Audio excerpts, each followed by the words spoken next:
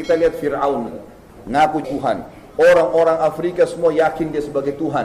Disembah-sembah. Kemudian datang Musa alaihissalam mendakwai Fir'aun 10 tahun.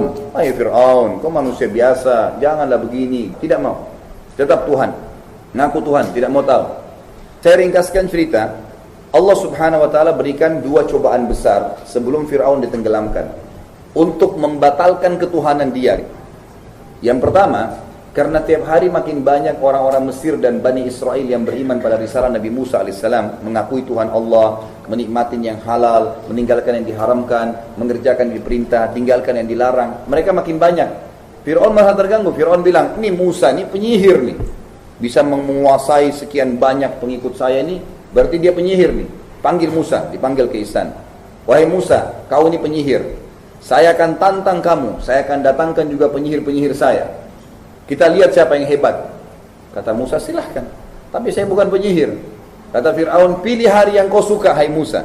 Kata Musa, baiklah, mau'iduna yaumuz zina. Dalam ayat dikatakan, kesepakatan kita, pertandingan itu kita lakukan di hari zina.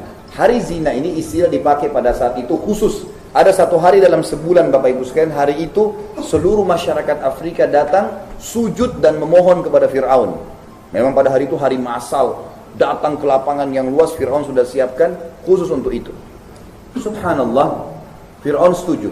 Lalu Fir'aun mendatangkan Bapak Ibu sekalian, bukan 1-2 orang penyihir, 10.000 penyihir. Diiklankan, semua yang mengaku penyihir hebat di Afrika datang. Fir'aun panggil dan akan diberikan upah apapun yang mereka mau. Datanglah penyihir-penyihir ini.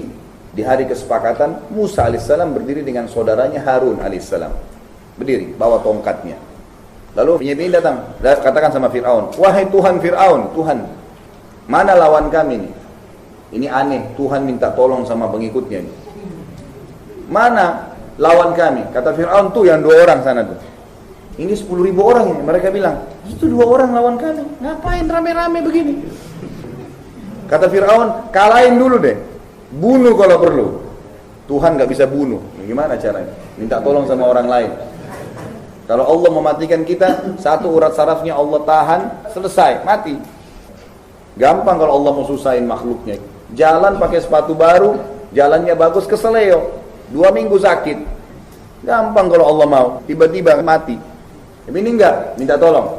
Kata penyihir, baiklah kalau begitu. Kami dapat apa? Kata Fir'aun, semua yang kalian mau saya kasih. Yang penting kalahin dulu orang ini, hilangin. Tetap saya diakui sebagai Tuhan. Baiklah.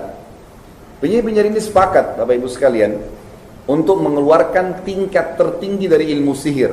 Ini perlu diketahui ya. Ilmu pamungkas sihir, perhatikan, ini yang paling tinggi. Mengubah sesuatu benda, berubah dari bentuk aslinya dan seakan-akan bergerak. Hanya itu. Jadi itu ilmu tertinggi. Apa yang mereka lakukan? 10.000 penyihir Fir'aun ini mengambil tali, Bapak Ibu sekalian, ilmu tertinggi sihir, kata Allah, yukhayyalu min sihrihim annaha tas'a. Dengan sihir mereka mengubah pandangan mata orang pada saat itu seakan-akan tali tadi yang dilempar berubah jadi ular dan bergerak-gerak. Perhatikan, kalau ada orang penyihir demo seperti di depan antum, kata kuncinya begini, baca bismillah, pegang, kembali kepada bentuk asalnya. Mustahil bisa menyerang. Gak ada ceritanya tuh ularnya bisa nyerang, gak ada. Apa yang membuat penyihir Fir'aun 10.000 langsung beriman sama Allah waktu itu? Sempat Nabi Musa AS kaget lihat, ini 10.000 tali luar biasa ini. Kata Allah SWT, fa'aujasa fi nafsi khifatan Musa. Musa sempat takut sejenak. Kulna, kami katakan kepada Musa, la takhaf, jangan kau takut. Innaka antal a'la, kau pasti yang menang. Wa alqi ma fi yaminik, lempar tongkat yang ada di tangan kananmu hai Musa. Talqafu ma sana'u, akan menghancurkan semua yang mereka lakukan. Innama sana'u kaidu sahir, yang mereka buat adalah perbuatan penyihir-penyihir. Wala yuflihu sahiru haitsu ata, tidak ada penyihir yang bisa mengalahkan ayat-ayat Allah. Nabi Musa AS lempar tongkatnya, berubah jadi ular besar. Apa yang terjadi setelah itu? Ini yang kata kunci rahasianya. Banyak orang tidak tahu kenapa tiba-tiba penyihir Fir'aun semuanya sujud, beriman sama Allah. Apa sebabnya? Nabi Musa AS tidak cambuk-cambuk mereka. Tongkat berubah jadi ular. Ternyata ularnya Nabi Musa AS jalan, lalu memakan ular-ular mereka. Semuanya 10.000 itu, habis semuanya. Semua penyihir tahu, ini bukan sihir ini. Karena kalau sihir nggak bisa nyerang. Ini enggak, jalan, makan. Habis semua. Kata Allah SWT, fa'ulqiyas saharatu sujada. Semua penyihir itu tiba-tiba sujud, 10.000 orang, sujud semua. Qalu amanna bi Rabbi Musa wa Harun. Kami beriman kepada Tuhannya Musa dan Harun. Ini pasti Tuhan, ini enggak mungkin buatan manusia. Apakah Fir'aun beriman? Subhanallah, tidak. Fir'aun bilang, inna hadha kabirukum. Sesungguhnya ini Musa ini penyihir kalian, guru kalian. Yang ngajarin kalian. Kok bisa kalian beriman pada dia? Saya akan potong kaki dan tangan kalian. Tapi semua penyihir sudah tahu ini bukan main-main Musa ini dari Allah ini. Maka selesai. Ternyata makin banyak pengikut Musa alaihissalam. Di sini Fir'aun malah terganggu. Bagaimana nih? Diapain lagi Musa nih? Tetap tidak mau beriman. Allah kasih peringatan sebelum ditenggelamkan. Kejadian yang lain. Perhatikan ya. Fir'aun raja yang sempurna fisik, kaya raya, semuanya tadi kelebihan sudah ada. Allah subhanahu wa ta'ala subhanallah timpahkan musim peceklik satu Afrika. Satu wilayah kekuasaan. Enggak turun hujan, kemarau panjang. Sungai Nil, sumber hidup pertama masyarakat Mesir, habis airnya, kering. Sampai dasarnya kering, enggak ada air. Semuanya kekuatan Fir'aun dikerahkan, harta dikeluarkan, pergi ke wilayah-wilayah di Afrika yang masih ada sumur, masih ada air, bawa. Allah biarin. Sebulan habis air semua. Hewan-hewan banyak mati, orang mati, tumbuh-tumbuhan kering. Fir'aun pun sampai pada tingkat, ini yang ngaku Tuhan nih, nggak ada lagi air untuk minum. Kata penasehatnya, wahai Fir'aun, kalau hari ini tidak ada air, Anda akan mati, saya akan mati semua, nggak ada air, habis. Jangankan untuk mandi, untuk minum nggak ada. Lalu kata dia, tolong berikan saya masukan nih. Kata penasehatnya satu orang yang berakal, dia bilang apa? Wahai Fir'aun, semua upaya sudah Anda lakukan dan kami sudah lakukan. Harta dikeluarin banyak, tenaga dikerahkan. Bahkan Fir'aun utus pasukan-pasukannya ke wilayah-wilayah, kemudian ambil air. Begitu dekat dengan Mesir, mereka kehausan, diminum sendiri airnya. Sebelum sampai ke Fir'aun nih. Kata penasehatnya begini, semua sudah kita lakukan. Tinggal ada satu cara belum. Kata Fir'aun dengan semangat, apa itu? Engkau belum minta kepada Tuhannya Musa. Itu yang belum, yang lain semua sudah. Fir'aun dengan semangat, panggil Musa. Wahai Musa, depan orang-orang semua. Kau kan ngaku punya Tuhan. Kalau Tuhanmu bisa turunkan hujan dari langit, maka saya akan beriman dengan kaum saya. Musa senyum. Dan Musa AS ini dengan hikmah Allah, kata para ulama sejarah, waktu itu berada di sebuah lokasi yang Allah buat subhanallah sumurnya banyak air. Tempatnya Musa. Tapi Fir'aun nggak tahu. Maka Musa mengatakan, wahai Fir'aun, benarkah yang kau ucapkan ini? Kalau saya minta kepada Allah Tuhanku dan Tuhanmu, Tuhan langit dan bumi, menurunkan hujan dari langit, seperti yang kau minta, hilang ini masalah, Mesir peceklik ini, kau akan beriman? Kata Fir'aun, tentu saja. Subhanallah, di depan Fir'aun, Musa angkat tangan mengatakan, ya Allah, Zat yang menciptakan langit dan bumi, Zat yang telah menahan air hujan bagi masyarakat Mesir, turunkanlah hujan buat kami. Perlu Bapak Ibu tahu ya, salah satu upaya Fir'aun adalah waktu lagi kering sungai Nil, itu lemparin tumbal, kepala kambing lah, kepala sapi lah, anak gadis didorong di situ, macam-macam, nggak ada hasilnya, nihil.